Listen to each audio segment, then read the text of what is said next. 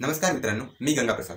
काही दिवसांपूर्वी ज्या आयपीओ विषयी कोणी बोलायला देखील तयार नव्हतं, आज तेच आयपीओ 50 पट, 100 पट, 400 पट ओव्हर सबस्क्राईब होत आहेत। बुल मार्केटमध्ये रिटेल इन्व्हेस्टर्सनं केलेल्या या चुकांमुळे बियर मार्केटची सुरुवात होऊ शकते। हे टाळण्यासाठी आणि इन्व्हेस्टर्सला आणखी जागरूक करण्यासाठी आज आपण बघणार आहोत एसएमई आयपीओ म्हणजे काय आणि एसएमई आयपीओ मध्ये गुंतवणूक करण्याचे 5 मोठे नुकसान काय असू शकतात। चला तर मग व्हिडिओला सुरुवात करूया।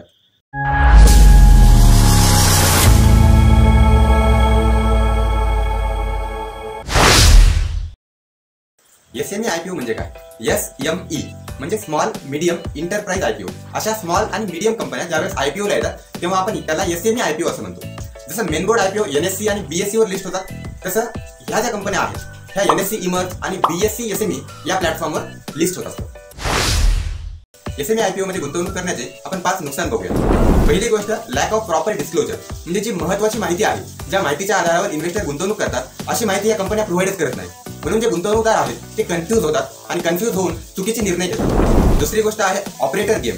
बऱ्याच वेळा काय होतं, हे जे ऑपरेटर असतात आयपीओच्या वेळेस जास्तीत जास्त बाईंग करतात, पोझिशनला होल्ड करतात, त्यामुळे आयपीओ ओव्हर सबस्क्राईब होतो। आणि जेव्हा आयपीओ ओव्हर सबस्क्राईब होतो त्यावेळेस जनरल रिटेलर लोकांची त्यावर नजर जाते की बाबा आयपीओ खूप जास्त ओव्हर सबस्क्राईब झालाय आणि याची प्राइस येणाऱ्या काळात खूप वाढणार आहे।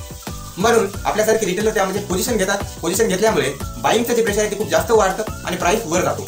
हाय पोझिशनला गेल्यानंतर ऑपरेटर त्या ठिकाणी प्रॉफिट बुक करतो आणि साधारण जे जनरल रिटेलर आहेत ते त्याच ठिकाणी अडकून बसतात।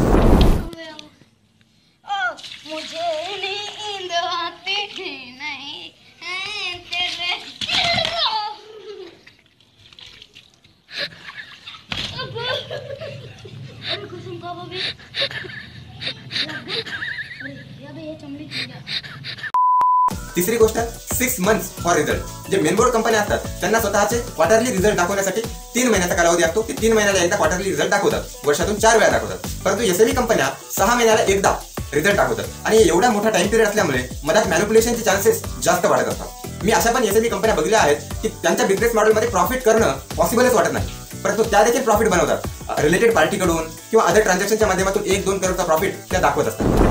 चौथी गोष्ट आहे लो लिक्विडिटी। अशा कंपन्यांमध्ये लिक्विडिटी खूप कमी असते। समजा तुम्ही 100 शेअरचा एक लॉट घेतला आणि त्यानंतर तुम्हाला जर वाटलं की आता 50 शेअर विकतो आणि नंतर 50 विकतो, तर तुम्हाला असं करता येत नाही। तुम्हाला एकदाच 100च्या 100 विकावे लागत असतात। ही कमी लिक्विडिटी देखील खूप मोठा धोका ठरू शकतो। पाचवी गोष्ट आहे lack of proper corporate governance. ज्या मोठ्या कंपन्या असतात त्यांच्यामध्ये प्रॉपर कॉर्पोरेट स्ट्रक्चर असतं आणि कॉर्पोरेटची रचना अशा स्वरूपाने केली जाते की प्रत्येक व्यक्तीवर जास्तीत जास्त कामाचं प्रेशर येईल, जेणेकरून तो जास्तीत जास्त काम करेल। परंतु या छोट्या कंपन्यांमध्ये 8 एम्प्लॉईज, 10 लोक, 12 लोक काम करणारे असतात आणि प्रॉपर कॉर्पोरेट स्ट्रक्चर नसतं। हे देखील एक नुकसान आहे जे की तुम्हाला कळायला पाहिजे। तर हे होते 5 नुकसान आयपीओ मध्ये गुंतवणूक करण्याचे, स्पेशली एसएमई आयपीओ मध्ये गुंतवणूक करण्याचे। एक लक्षात घ्या, मी आयपीओ मध्ये गुंतवणूक करण्याच्या कोणत्याही विरोधात नाही। आयपीओ मध्ये देखील गुंतवणूक करून खूप चांगले पैसे बनवता येतात, परंतु त्यासाठी फंडामेंटल रिसर्च करणे देखील गरजेचे असते। शेवटी एवढेच सांगेल की आयपीओ ला लॉटरी तिकीट समजू नका। व्हिडिओ जर आय ओपनर वाटला असेल तर व्हिडिओला लाईक करा, चॅनलला देखील सबस्क्राईब करा। आपण भेटूया पुढच्या व्हिडिओमध्ये। तोपर्यंत सर्वांना हॅपी इन्व्हेस्टिंग।